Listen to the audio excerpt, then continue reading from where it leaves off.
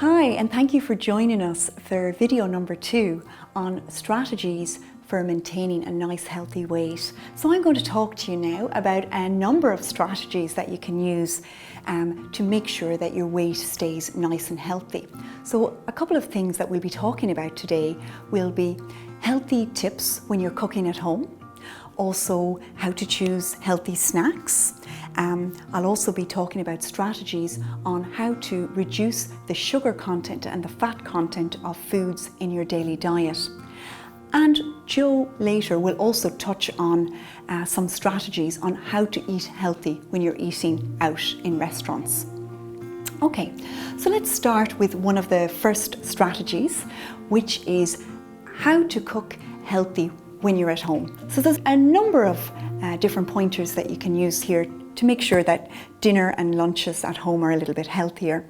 So let me start with maybe an evening meal. So maybe you're choosing to cook an evening meal of a spaghetti bolognese or a chili or a stir fry. So in these types of foods, it's important to reduce the meat in the meal and maybe increase the chopped up vegetables in the meal. So let's take spaghetti bolognese, for instance. You can use a low-fat minced beef, such as a 5% low-fat minced beef in it, and add plenty of chopped up vegetables to add colour and variety into the bolognese. Also, if you're doing a stir fry, add in plenty of chopped up veggies in there as well. If you're cooking foods, it's always better to grill foods rather than fry. Grill or boil maybe. Now if you are frying, you could use a low-calorie spray oil and just use a couple of sprays of that. Each spray is equivalent to approximately 1 calorie. When you're cooking, avoid using butter and oil, which are quite high in calories and will make the meal quite calorific.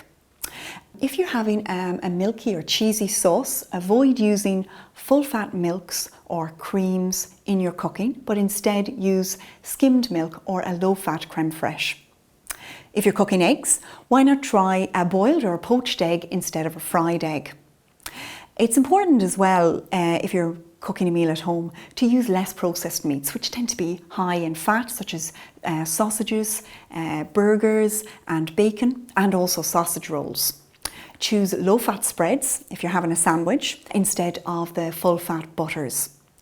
If you're adding cheese to a pasta dish, which is always very tasty if you're having a pasta bake, let's say, or maybe a chili con carne, choose a low-fat cheese and also grate the cheese, because you can spread the cheese out better and you end up using a smaller quantity of the cheese.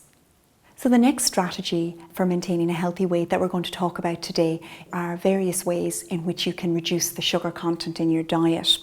So if we do eat a lot of sugar in our diet, we run the risk of gaining weight and also tooth decay. So a good way for identifying if you're eating a high sugar food or a low sugar food is by looking at the labels. Now, sometimes labels can be colour coded. So for instance, you might have a red label, which might indicate that the item is a high sugar food. So it has greater than 22.5 grams of sugar per 100 grams. You also might have an amber label, which means it's a medium sugar food. So this means it contains greater than 5 grams of sugar, but less than 22.5 grams of sugar per 100 grams. Now the best item you can choose is a low sugar food, which will be colour coded green, and it will have less than 5 grams of sugar. So I've got some examples to show you here. So for instance, I've got a chocolate ball yogurt here. Now this chocolate ball yogurt has 18 grams of sugar per 100 grams, which puts it in the amber range with its sugar content, meaning it has a medium sugar content. So I also have a box of Weetabix here, and per 100 grams of the cereal, it has 4.4 grams of sugar, meaning that it has a green label, so that it is a low sugar item.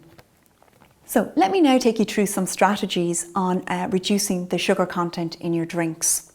So instead of having a sugary fizzy drink or a sugary squash, go for water, low-fat milk, or a sugar-free diet version of the drink. Even if you have unsweetened fruit juices or smoothies, it's important to only have 150 ml of these per day because they are quite high in sugar. Now I've got a little trick for you here. If you do really like fizzy drinks, why not add a no added sugar squash to a fizzy water?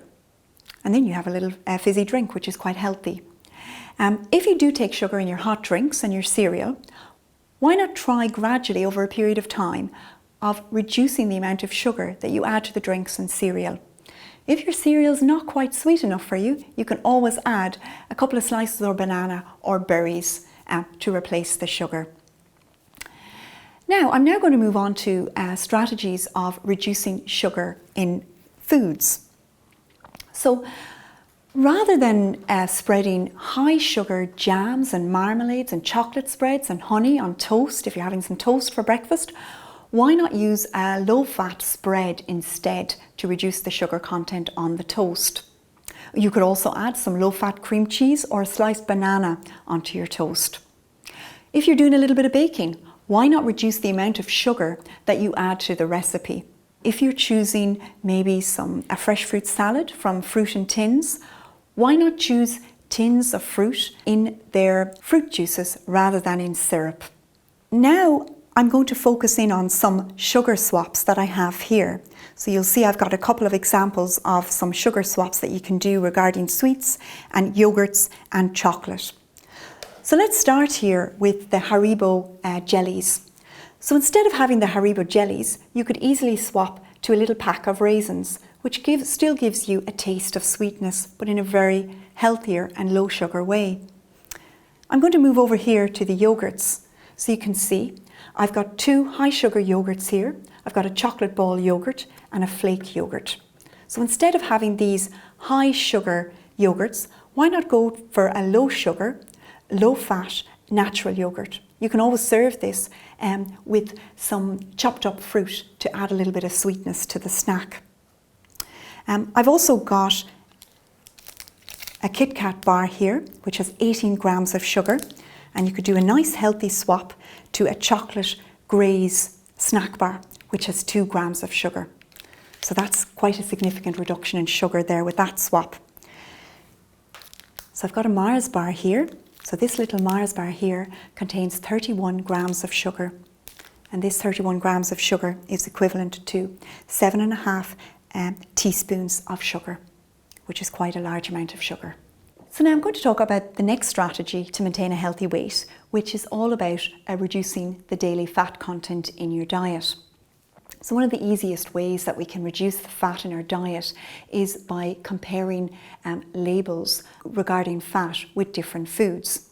So a high fat food item is described as anything with more than 17.5 grams of fat per 100 grams. A low fat item is anything with 3 grams of fat or less per 100 grams. An example of a low fat food item is a soya yogurt, which contains less than 3 grams of fat per 100 grams. Other ways that you can reduce fat in the diet is by cutting out foods which are very high in saturated fats. So just to give you an example here, they will be cakes, chocolate, sausage rolls, sausages, cream and full fat milk.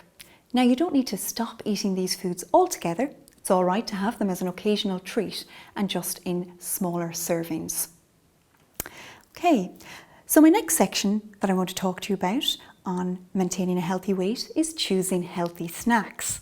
So you'll see I've got a variety of snacks here in front of me to give you some practical examples of how to choose some healthy snack ideas. So let me start here with some battens of carrot with a low-fat cream cheese. So that makes quite a low-fat, low-sugar snack. I also have some popcorn here. So a cup of popcorn is another low-fat, low-sugar option. I also have a small serving of pretzels as a healthy snack, and also baked crisps as opposed to fried crisps. Another option are some chocolate covered rice cakes, and also some protein nut bars produced by Special K. And up here to finish off, I've got 2 rice cakes served with some cream cheese. I'm now going to hand you over to Jo, who's going to talk about a strategy on how to maintain a healthy weight when you're eating out in restaurants. So just because you're choosing lower fat, lower sugar and lower energy options, it doesn't mean that you can't enjoy a good meal out at a restaurant. It's just about choosing those options that follow what you're doing at the moment. So if you're going to an Italian restaurant, you perhaps could share a pizza or pasta dish and get a salad to share as well. Or some restaurants also do smaller portions of pizzas and pastas that come with their very own portion of salad. If you're going to a Chinese place, it's about choosing the boiled rice over fried rice options, and you can always get a good veggie stir fry to go with whatever your main course is. If you're going to a restaurant, often the portion sizes are a lot larger than those that you'd have at home. So you could have 2 main meals between 3 of you, and that would make the portions a lot more sensible. Fish and chips is also a favourite, but that often doesn't include any type of vegetable. So what you could do is share a portion of chips and then have baked beans or peas to go with it and bulk it out a little bit. Now, all of this information is included in this leaflet, which will be sent to you in the post. So if you need to go and look at anything extra and look at the different tips, then you're very welcome to have a look at your very own leaflet here. There's also a couple of recipes in the back, which you might find helpful. So thank you very much for joining us in this video, and we'll see you in the next one.